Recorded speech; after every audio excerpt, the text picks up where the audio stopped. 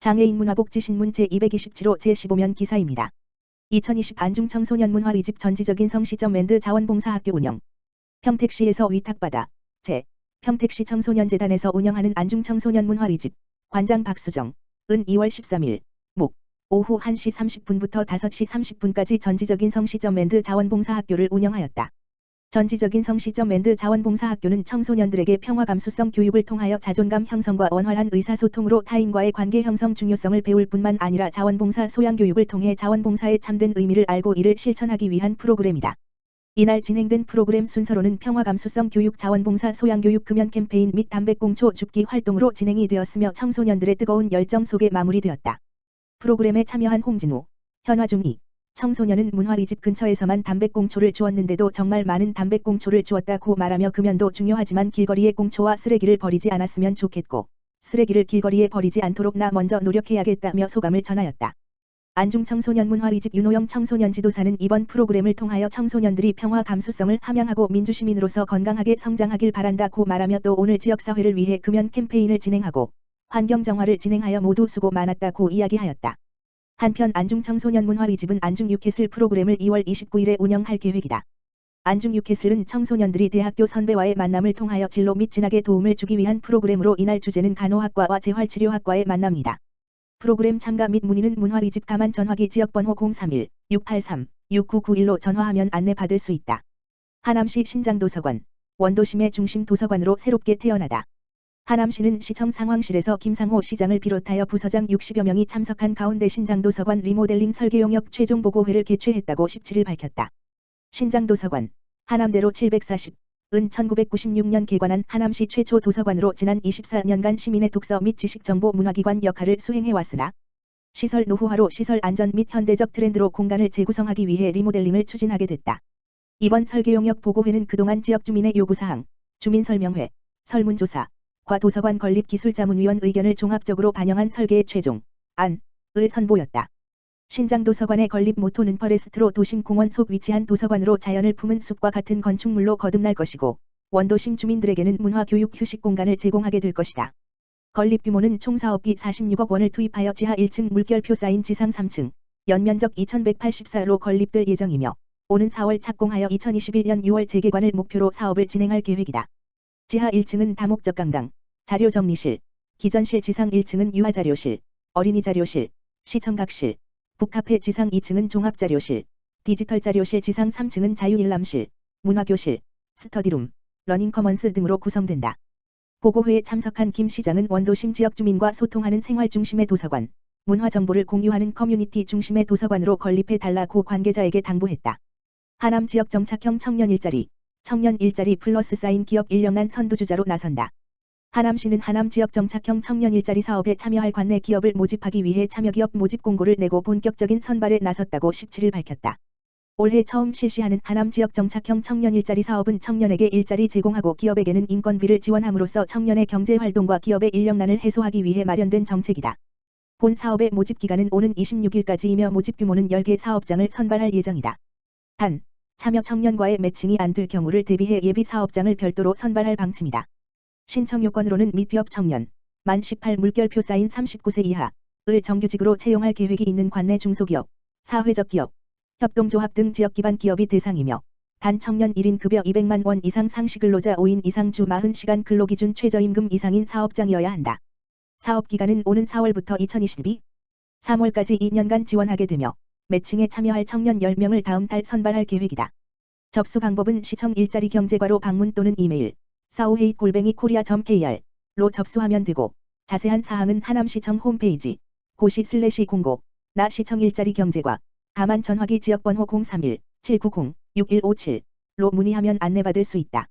한편 하남시는 지난해 청년 NM센터를 개소하고 청년 취 창업 전문 기술 교육 등을 추진하여 민간 일자리로 연계 지원에 힘쓰고 있고 청년 면접 정장 무료대여 사업을 통해 경제적 부담을 덜어주는 등 청년 일자리 정책 발굴에 매진하고 있다. 포천시 인기 드라마 촬영지로 관광객 급증.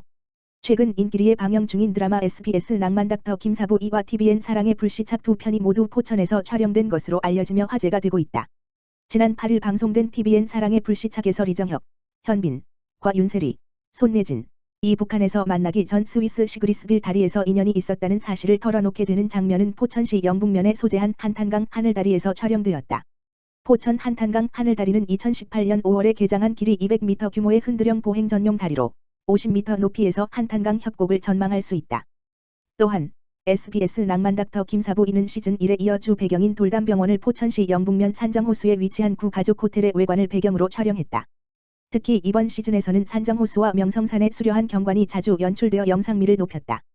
현재 산정호수 가족 호텔은 운영되지 않아 내부 출입이 불가하지만 극중 김사부, 한석규가 되어 돌담병원을 배경으로 추억을 남기고자 하는 관광객은 점점 증가하고 있다. 포천시 관계자는 연중 관광객이 가장 적은 겨울 비수기임에도 불구하고 드라마 촬영지를 찾아오는 관광객이 증가하면서 지역경제 활성화에 도움이 되었다며 올해도 인기 드라마를 적극 유치하여 한류 관광지의 메카가 될 수 있도록 노력하겠다고 말했다. 화성시 21일부터 부동산 거래 담합 행위 처벌 무거워져. 화성시가 오는 21일부터 공인중개사법과 부동산 거래 신고 등에 관한 법률 개정으로 부동산 거래 질서를 해치는 행위의 처벌 조항이 강화됨에 따라 이를 알리는 홍보에 나섰다. 이번에 개정된 공인중개사법은 안내문이나 온라인 커뮤니티를 이용해 중개 대상물을 시세보다 현저히 높게 표시 광고 또는 중개하는 특정 개업 공인중개사에게만 의뢰를 유도하는 행위 등을 엄격히 금지하고 있다. 시세 조작 가격 담합 등 위법 행위를 저지르면 3번지년 이하의 징역 또는 3천만 원 이하의 벌금에 처해진다. 또 부동산 거래 질서 교란 행위를 방지하기 위한 신고센터 설치 운영을 법제화했다. 부동산 거래 신고 등에 관한 법률도 개정돼 21일부터 시행된다. 부동산 거래 신고 기한을 기존 60일에서 30일로 단축했으며 부동산 거래 해제 등에 대한 신고를 의무화했다. 이를 위반해 신고하지 않거나 기간이 지난 후 신고하면 최대 500만 원 이하의 과태료가 부과된다. 허위계약 신고를 할 경우에는 3천만 원 이하의 과태료가 부과된다. 홍사환 민원봉사과장은 개정된 부동산 관련 법령을 잘 숙지해 불이익을 받는 일이 없도록 유의해달라며 건전한 부동산 거래 질서가 확립될 수 있도록 시민 여러분의 적극적인 협조를 당부드린다고 말했다. 화성시 장애인 활동 지원 사업 서비스 질 높이기 나서 화성시가 보다 실질적인 장애인 복지 서비스를 제공하고자 장애인 활동 지원 사업 이용자 현황 조사에 나섰다. 장애인 활동 지원 사업은 보건복지부가 만 6세 이상 만 65세 미만 등록 장애인을 대상으로 신체 활동 및 가사 활동을 지원해주는 사업이다. 하지만 이들 중 중증 장애인의 경우 보건복지부 사업만으로는 기본적인 생활이 어렵기 때문에 화성시는 추가 예산을 투입해 총 100일 흔한 명을 지원 중이다. 이번 조사는 시 추가 지원 100일 흔한 명을 대상으로 장애인 복지과와 읍면동 장애인 담당자가 직접 가정을 방문해 상담하고 조사 평가표를 작성하는 방식으로 진행된다.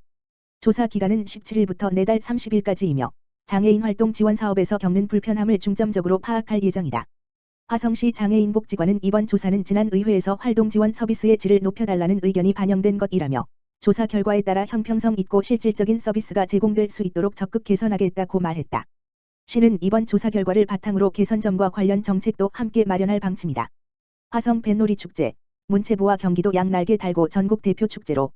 화성시 대표 축제인 화성 뱃놀이 축제가 문화체육관광부와 경기도의 지원에 힘입어 전국 대표 축제로 성장할 전망이다.